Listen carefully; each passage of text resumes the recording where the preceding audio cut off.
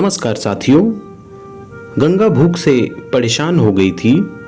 सुबह से आरती ने उसको खाने के लिए कुछ भी नहीं दिया, क्योंकि सुबह नाश्ते में उसने आलू के पराठे बनाए थे और अब वह भी खत्म हो गए थे। इसलिए गंगा दोपहर के खाने की राह देख रही थी। पर आरती ने सुबह पेट भर के नाश्ता किया था, इसलिए वो दोपहर का खाना नहीं बनाने वाली थी। अत्यंत भूख से परेशान हो रही गंगा आरती के पास गई और बोली, बहू, मुझे बहुत जोरों की भूख लगी है, खाने के लिए कुछ भी दे दे। गंगा का कहना सुनकर आरती मुंह टेढ़ा करके बोली, दिन भर सिर्फ आपको भूख ही लगती है, दूसरा तो कुछ भी काम नहीं रहता आपको। उस टेबल पर चने रखे हैं, वही खाकर पानी पी के सो जाओ।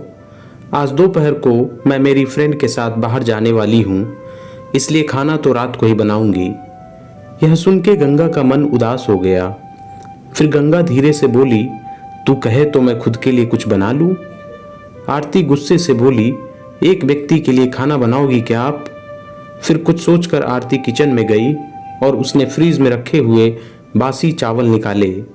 अचार के साथ वह चावल एक थाली में परोसकर गंगा के आगे रखकर बोली कि खा लो। ऐसा कहकर पर्स लेकर आरती घर के बाहर चली गई। चावल फ्रीज में रखे थे, तभी भी वह खराब हो गए थे, उससे गंदी बदबू आ रही थी। गंगा ने गुस्से में वह चावल डस्टबिन में डाल दिए। इसके बाद उसने दाल चावल निकालकर अपने लिए गर्मा गर्म खिचड़ी पकाई और पुदीने की चटनी के साथ खाई और सब बर्तन घिस कर किचन में साफ किया और चुपके से अपने रूम में जाकर सो गई। आरती ने भले ही खाना पकाने से मना किया था, पर यह घर उसका भी था और वह खुद का खाना खुद बना सकती है। दूसरे दिन सुबह गंगा अपने रूम में बैठी थी, उतने में उसका बेटा राजेश उधर आया और बोला, माँ, आजकल महंगाई बहुत बढ़ गई है, मुझसे घर का खर्चा चलाना भी बहुत कठिन हो रहा है। ऊपर से पापा की 13वीं पर भी बहुत खर्च हुआ। माँ, मैं सोच रहा था कि एक रूम किराए पर दे दिया जाए, घर का किराया आने पर घर खर्च में थोड़ी मदद होगी। गंगा बोली, बेटा, तुझे जो ठीक लगे तू वही कर। उसके बाद राजेश गला साफ करते हुए बोला, माँ, तेरा रूम खाली कर दे और नीचे के छोटे रूम में शिफ्ट हो जा। उस छोटे रूम में टॉयलेट और बाथरूम नहीं है तो उसे कोई किराए पर नहीं लेगा। गंगा चौंक गई और बोली, पर वह रूम छोटा है और वो तो स्टोर रूम है, मैं उधर रहूंगी तो टॉयलेट बाथरूम कैसे जाऊंगी? राजेश बोला, माँ, तू आंगन के टॉयलेट में जाया कर, तू तो घर पर ही रहती है ना। जिसको हम रूम किराए पर देने वाले हैं उसको सारी सुख सुविधा तो चाहिए ना। वैसे भी यह रूम बहुत बड़ा है, पापा के जाने के बाद तुझे इतने बड़े रूम की क्या जरूरत है? गंगा कुछ क्षण शांत रही और सोचने के बाद बोली, टेरेस पर जो रूम है वह भी हम किराए पर दे सकते हैं, उस रूम में सब सुख सुविधा है। उस पर राजेश बोला, नहीं माँ, वह रूम हम किराए पर नहीं दे सकते, वह अपने मेहमानों के लिए रखा है। तुझे तो अच्छे से पता है कि आरती के मायके वालों का आना जाना चालू रहता है, इसलिए एक्स्ट्रा रूम मेहमानों के लिए रखना पड़ेगा। गंगा सब समझ गई थी कि बेटे ने तो उसका ही रूम किराए पर देने का निर्णय कर लिया है, क्योंकि वह बुढ़ापे में बेटे और बहू पर आश्रित थी। इसलिए राजेश ने जो कहा उस पर गंगा ने ज़्यादा विरोध नहीं किया। उसने अपना थोड़ा सामान लिया और छोटे रूम में शिफ्ट हो गई। उधर पुराने छोटे रूम में उसका जी घुट रहा था, तब भी वहाँ उस रूम में दिन काट रही थी। नया किराएदार आया था, सब पहले जैसा चल रहा था। घर में आए हुए किराएदार का नाम आलोक था, एक एनजीओ में काम करता था। वह हर रोज़ आरती और राजेश का गंगा के साथ कैसा सलूक करते थे वह देखता था। वह देखकर उसको बहुत बुरा लगता था। धीरे धीरे गंगा आलोक को अपने बेटा जैसा मानने लगी। आलोक भी आते जाते गंगा का हालचाल पूछा करता था और उसका ख्याल भी रखता था। राजेश और आरती को गंगा से कुछ लेना देना नहीं था। आरती बचा हुआ खाना उसके थाली में रखकर जाती और बेटा तो उसकी तरफ देखता भी नहीं था। गंगा तो पहले ही समझ चुकी थी कि उसका बेटा अब पहले जैसा नहीं रहा, वह बदल गया है। फिर भी वो आंखें बंद करके किसी पालतू पशु जैसी उस घर में रहती थी, क्योंकि बुढ़ापे में उसको दूसरा किसी का सहारा नहीं था। रोटी के 2 टुकड़ों के लिए उसको उनके सहारे रहना पड़ रहा था। कभी कभी गंगा को बहुत रोना आता था। गंगा आलोक को अपने मन की बातें बताने लगी। उनके पति की मौत बेटे की लापरवाही से हुई थी, पर वो ज़्यादा नहीं बोल पा रही थी। जब पति काम पर जाते थे तब घर में हम दोनों को बहुत मान सम्मान मिलता था। जब वह काम करने में असमर्थ हो गए तब राजेश को उन्होंने घर खर्च में मदद किया कर ऐसा कहा। यह बातें राजेश के मन को बहुत लगी। जब तक पति घर चला रहे थे राजेश अपने सब पैसे बचा लेता था, पर अब शर्म से और मजबूरी में उसको घर खर्च चलाना पड़ रहा था। धीरे धीरे माँ बाप का खर्च उसको बोझ लग रहा था, लेकिन वह स्पष्ट रूप से कुछ भी नहीं कह सकता था। इस बीच पति का स्वास्थ्य बहुत बिगड़ गया और वह चल बसे। डॉक्टर के पास जाने से पता चला कि उनको निमोनिया हुआ था। डॉक्टर थोड़ी महंगी दवाई लिखकर देते थे तो राजेश पैसे बचाने के लिए आधी दवाई लेकर आता था। शुरू में पति का स्वास्थ्य सुधर गया था, तब राजेश ने उनकी गोलियां औषधि बंद कर दी थी। पति भी इन चीज़ों पर ज़्यादा ध्यान नहीं देते थे, लेकिन एक रात में उन्हें सांस लेने में बहुत परेशानी हुई। गंगा बहुत घबरा गई और वह भाग भाग के गई और राजेश के कमरे का दरवाज़ा ठोकने लगी और कहने लगी कि पापा का स्वास्थ्य बहुत बिगड़ गया है, चल हम उन्हें डॉक्टर के पास लेकर जाते हैं। उस पर राजेश बोला, माँ मुझे अभी सोने दे, मुझे बहुत नींद आ रही है, हम सुबह पापा को डॉक्टर के पास लेकर जाएंगे। ऐसा कहकर उसने दरवाज़ा बंद कर लिया था। गंगा रात भर पति के तकिए के पास चिंतित बैठी रही।